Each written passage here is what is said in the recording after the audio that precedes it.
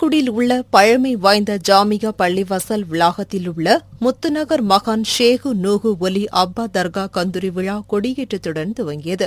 முன்னதாக ஜெயலானி தெருவில் உள்ள பீர் முகமது அப்பா தர்காவில் இருந்து கொடி ஊர்வலமாக மகான் ஷேகு நூகு ஒலி அப்பா தர்காவுக்கு கொண்டுவரப்பட்டது. பின்னர் நாட்டில் இயற்கை சீற்றங்களில் இருந்து மக்களை பாதுகாத்திட வேண்டி சிறப்பு துவா ஓதப்பட்டது. இதனைத் தொடர்ந்து அப்பா தர்காவில் கொடியேற்றினர். இதில் இஸ்லாமிய பெண்கள் உள்ளிட்ட ஏராளமானோர் கலந்து கொண்டனர். மயிலாடுதுறை மாவட்டம் சீர்காழி அருகே மேல சாலையில் அன்னை அஜ்மத் பிவி தர்கா அமைந்துள்ளது. இங்கு 83வது ஆண்டு சந்தனக்கூடு கந்தூரி விழா கொடியேற்றம் வெகு விமரிசையாக நடைபெற்றது. அதனைத் தொடர்ந்து ஒரு வார காலம் சிறப்பு பாத்தியாக்கள் ஓதப்பட்டு முக்கிய நிகழ்ச்சியான சந்தனக்கூடு வைபவம் வருகிற 18ஆம் தேதி நடைபெறவுள்ளது. இந்த விழாவில் மத சார்பற்று அனைத்து மதத்தினரும் திரளாக கலந்து கொண்டு வழிபாடு செய்தனர். ஈரோட்டில் இருந்து மாட்டு தீவனம் ஏற்றிக்கொண்டு லாரி ஒன்று தூத்துக்குடி நோக்கி சென்று கொண்டிருந்தது. அப்போது விளாத்திக்குளம் அருகே உள்ள சிந்தாலக்கரை பகுதியில் தூத்துக்குடி மதுரை தேசிய நெடுஞ்சாலையில் சென்றபோது லாரியின் ஸ்டேரிங் உடைந்து முன்பக்க டயர் ஒன்றின் தனியாக கலன்று சாலையில் விழுந்தது. இதனால் நிலை தடுமாறிய லாரி அருகில் இருந்த பாலத்தில் மோதி விபத்துக்குள்ளானது. இதில் லாரியை ஓட்டி வந்த அசோக் பரத்வாஜ் அதிர்ஷ்டவசமாக எந்தவித காயமும் இன்றி உயிர் தப்பினார். இதுகுறித்து தகவல் அறிந்து சம்பவ இடத்திற்கு சென்ற எட்டயபுரம் போலீசார் போக்குவரத்திற்கு தடையில்லாமல் செல்ல தடுப்புகளை வைத்து நடவடிக்கை எடுத்தார். மேலும் விபத்து குறித்து வழக்கு பதிவு செய்து விசாரணை மேற்கொண்டு வருகிறார். மண்டபத்தில் கோவை மாவட்டம் மற்றும் உடுமலை சட்டமன்ற தொகுதிக்குட்பட்ட பகுதிகளில் வளர்ச்சித் திட்டப் பணிகள் குறித்து அதிகாரிகள் கலந்து கொண்ட ஆய்வுக் கூட்டம் பொள்ளாச்சி அருகே நல்லம்பள்ளி பிரிவு பகுதியில் உள்ள தனியார் திருமண மண்டபத்தில் நடைபெற்றது. மாவட்ட ஆட்சியர் கிரியந்தி குமார்பாடி தலைமையில் நடைபெற்ற இந்த கூட்டத்தில் செய்தித்துறை அமைச்சர் சுவாமிநாதன் கலந்து கொண்டார். பின்னர் செய்தியாளர்களை சந்தித்த அவர் கோவை, திருப்பூர் மாவட்டங்களில் குடிநீர் தேவையை முழுமையாக பூர்த்தி செய்ய புதிய திட்டங்கள் செயல்படுத்த நடவடிக்கை எடுக்கப்படும் என்று தெரிவித்தார். அனுப்பப்பட்டிருக்கிறது. மேலும் அதை நம்ம உரிய அமைச்சரிடத்திலும் அதேபோல குடிநீர் வடிகால் வாரியத்துடைய மேலாண்மை இயக்குநரிடத்திலும் பேசி அதற்குரிய நிதியை பெற்று அந்த திட்டம் புதிதாக அந்த திட்டங்களை உருவாக்குவதையும் முயற்சி எடுப்போம். ஏற்கனவே இருக்கிற திட்டத்தில் சில மின் மோட்டார்கள் மாற்ற வேண்டிய சூழ்நிலை இருக்கலாம். புதிதாக நீருந்த நிலையமோ அல்லது புதிதாக மேல்நிலை தொட்டியோ அமைக்க வேண்டியது இருக்கும். அதையும் வந்திருக்கிற கடிதங்களை எல்லாம் பரிசீலித்து அதற்குரிய நடவடிக்கை பொங்கல் பண்டிகை முடிந்து விரைவாக அந்த பணிகளை செய்வதற்கு நடவடிக்கை எடுக்கும். புதிய அறிவிப்புகள் இதில் ஏற்கனவே பல அறிவிப்புகள் செய்து அதெல்லாம் நடைமுறையில் நடந்து கொண்டு இருக்கிறது. எனவே அந்த வகையில் வரக்கூடிய நிதியாண்டில் கூடுதலாக மாண்புமிகு முதலமைச்சருடைய ஆலோசனை பெற்று கூடுதலாக புதிய அறிவிப்புகளை வெளியிடலாம். விருதுநகர் மாவட்டம் ராஜபாளையம் நகர் பகுதியில் 42 வார்டுகள் உள்ளது. இந்த வார்டுகளில் கடந்த 2 நாட்களுக்கு முன்பு பாதாள சாக்கடை திட்டம் கொண்டுவரப்பட்டு பணிகள் முடிந்த நிலையில் தற்போது சில இடங்களில் குழாய்கள் பணி மற்றும் அடைப்புகள் உள்ளதா என சரி செய்யும் பணி நடைபெற்று வருகிறது. இந்நிலையில் பெரம்பலூர் பகுதியைச் சேர்ந்த கோவிந்தராஜ் மற்றும் திருவண்ணாமலை பகுதியைச் சேர்ந்த ஜான் ஆகிய இருவரும் ராஜபாளையம் மலையடிப்பட்டி ரயில் நிலையம் பின்புறம் உள்ள பகுதியில் பாதாள சாக்கடை அடைப்பு உள்ளதா என இறங்கி சரி செய்து கொண்டிருக்கும் பொழுது விஷவாயு தாக்கி உயிரிழந்தனர்.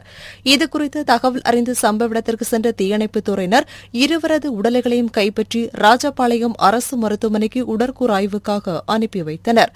இச்சம்பவம் குறித்து ராஜபாளையம் வடக்கு காவல் போலீசார் வழக்கு பதிவு செய்து விசாரணை மேற்கொண்டு வருகின்றனர். திருவண்ணாமலை மாவட்டம் தேப்பனந்தல் கிராமத்தில் பொங்கலை முன்னிட்டு மாட்டுச் சந்தை நடைபெற்றது.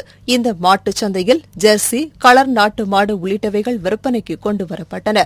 மேலும் வேலூர், கிருஷ்ணகிரி, தருமபுரி, விழுப்புரம் உள்ளிட்ட மாவட்டங்களில் இருந்தும் ஆந்திரா, கேரளா உள்ளிட்ட மாநிலத்தில் இருந்து மாடுகள் கொண்டுவரப்பட்டன. சுமார் 3 கோடி ரூபாய்க்கு மேல் மாடுகள் விற்பனை செய்யப்பட்டதால் விவசாயிகள் மகிழ்ச்சியடைந்தனர். வாரம் சந்தைக்கு வருவோம். இந்த வழக்கம் போல் இந்த சந்தையில் வந்து பார்த்திங்கன்னா ஒரு கோடி ரூபாய் அளவுக்கு வர்த்தகம் நடைபெறும். இப்போ பார்த்தீங்கன்னா பொங்கல் அதுவும் அதிகம் தான். ஒரு 3 கோடி ரூபாய் அளவுக்கு வர்த்தகம் இந்த வாரம். எப்போவுமே வழக்கம் போல் பார்த்தீங்கன்னா ஒரு 15-20 மாடு பிடிப்போம். இப்போ பார்த்தீங்கன்னா 30,000-40,000 ஆயிடுச்சு மாடு. இந்த வாரம் கொஞ்சம் வர்த்தகம் ஜாஸ்தி தான். எவ்வளோ மாடுகள் வந்துருக்கு? மாடு பார்த்தீங்கன்னா ஒரு 2000-3000 மாடு வந்துருக்கும்.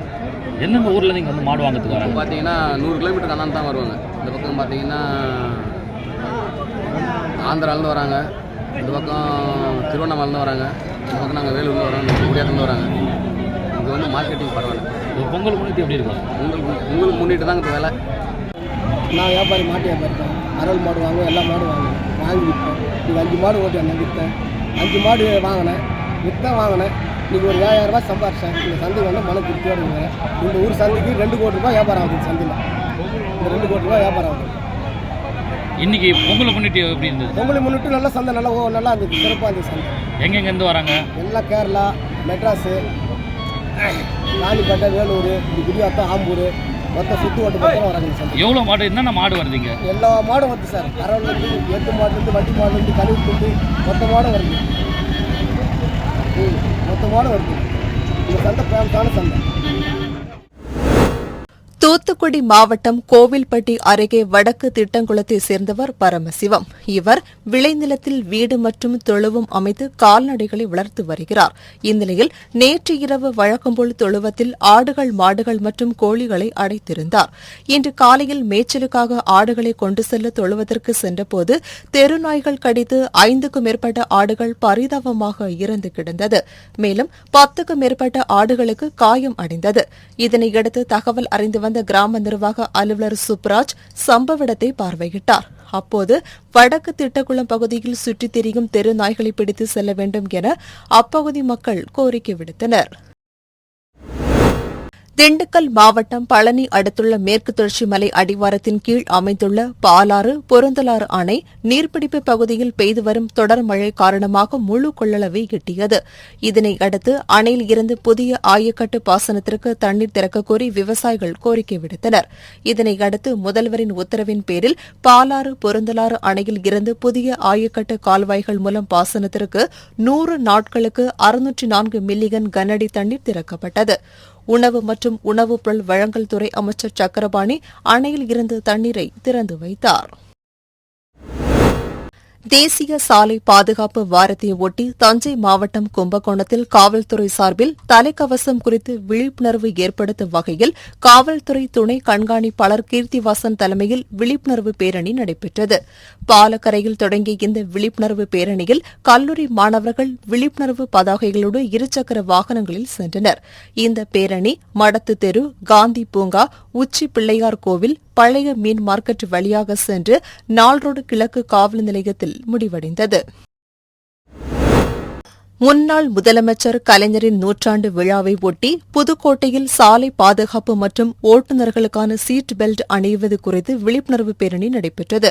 புதுக்கோட்டை வட்டார போக்குவரத்து அதிகாரி ஜெய்சங்கர் ஏற்பாட்டில் சீட் பெல்ட் அணிவது குறித்து நடைபெற்ற இந்த பேரணியை சுற்றுச்சூழல் துறை அமைச்சர் மெய்யநாதன், மாவட்ட ஆட்சியர் மேர்சிம்மா, மாவட்ட போக்குவரத்து அலுவலர் ஜெய்சங்கர் ஆகியோர் கொடியசைத்து துவக்கி வைத்தனர். இதில் காவல்துறை வாகனம், ஓட்டுநர் பயிற்சி பள்ளி வாகனம், தனியார் சுற்றுலா வாகனம் என 80க்கும் மேற்பட்ட 4 சக்கர வாகனங்கள் அணிவகுத்து சென்றன. இந்த பேரணியில் சீட் பெல்ட் அணிவது நன்மை குறித்தும் பொதுமக்களுக்கு துண்டு பிரச்சுரம் வழங்கப்பட்டது. சிவகங்கை மாவட்டம் திருப்பத்தூர் தென்மாப்பட்டு பகுதியில் திருச்சியில் இருந்து ராமநாதபுரம் வரை செல்லும் காவிரி கூட்டு குடிநீர் குழாயில் திடீரென விரிசல் ஏற்பட்டு சுமார் 50 அடி தூரத்திற்கு தண்ணீர் பீச்சியடித்து வீணாக செல்கிறது.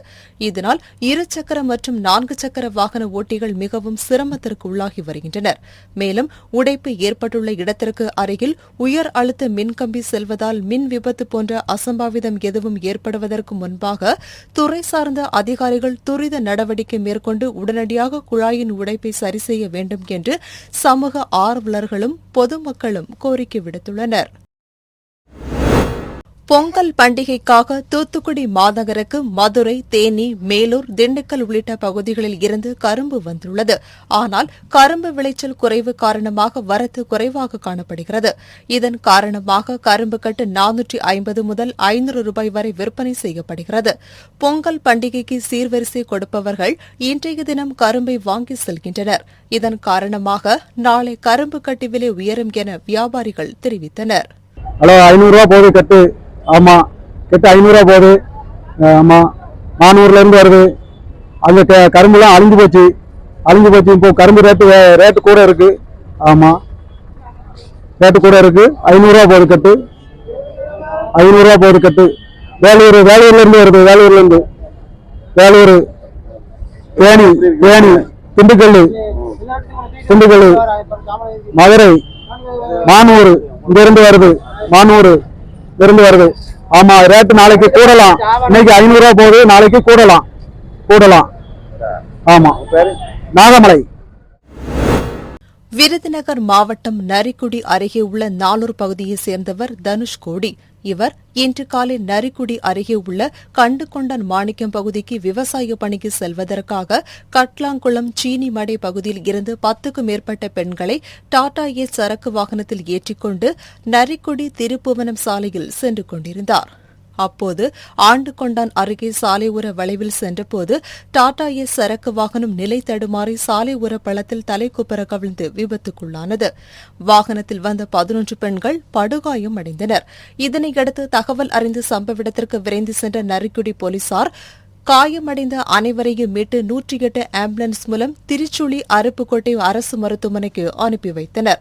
இதில் படுகாயமடைந்த கட்லாங்குளம் பகுதியைச் சேர்ந்த செல்வி என்பவர் அருப்புக்கோட்டை அரசு மருத்துவமனையில் சிகிச்சை பலனின்றி பரிதாபமாக உயிரிழந்தார். மேலும் சம்பவம் குறித்து வழக்கு பதிவு செய்த போலீசார் தனுஷ்கோடியை காவல் நிலையம் அழைத்துச் சென்று விசாரணை மேற்கொண்டு வருகின்றனர்.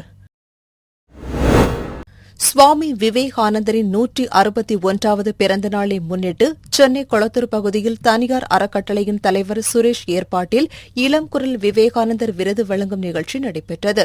இந்நிகழ்ச்சியில் தெருக்கூத்து கலைஞர்கள், கல்லூரி பேராசிரியர்கள், பள்ளி ஆசிரியர்கள், சமூக ஆர்வலர்கள், இளைஞர்கள், விளையாட்டு வீரர்கள் என பல்வேறு துறைகளில் சாதனை படைத்த சாதனையாளர்களுக்கு இளம் குரல் விவேகானந்தர் விருது வழங்கி கௌரவிக்கப்பட்டது.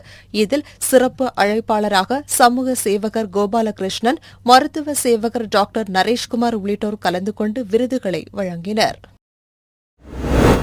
பொங்கல் பண்டிகை நாளை மறுநாள் கொண்டாடப்பட உள்ள நிலையில் சென்னை வண்ணாரப்பேட்டை எம்சி ரோடு பகுதியில் சுமார் 1500க்கும் மேற்பட்ட பெரிய மற்றும் சிறிய துணிக்கடைகளில் புத்தாடைகள் வாங்க பொதுமக்கள் குவிந்துள்ளனர். இதனால் போலீசார் ஆங்காங்கே பாதுகாப்பு பணியில் ஈடுபட்டுள்ளனர். ஆன்லைன் ஆடைகள் மற்றும் பொருட்கள் வாங்கும் மோகம் அதிகரித்த போதிலும் கூட தற்போது கடைகளுக்கு பொதுமக்கள் நேரில் வந்து வாங்குவது நிறைவாக இருப்பதாக வியாபாரிகள் தெரிவித்துள்ளனர். திண்டுக்கல் மாவட்டம் வத்தலக்குண்டு அருகே எம் வாடிப்பட்டி பகுதியைச் சேர்ந்த சரவணபாண்டி என்பவர் விவசாயம் செய்து வருகிறார். இவர் வீட்டின் அருகே உள்ள தோட்டத்தில் கன்றுக்குட்டியை மேய்த்துக் கொண்டிருந்துள்ளார். அப்போது மேய்ந்து கொண்டிருந்த கன்றுக்குட்டி எதிர்பாராத விதமாக 15 அடி ஆழ கிணற்றுக்குள் தவறி விழுந்தது.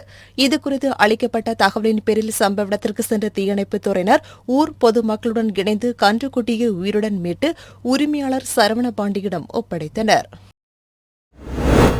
தருமபுரி மாவட்டம் பென்னாகரம் அருகே இந்திரா நகர் பகுதியைச் சேர்ந்த குணசேகரன் மனைவி சுமதி.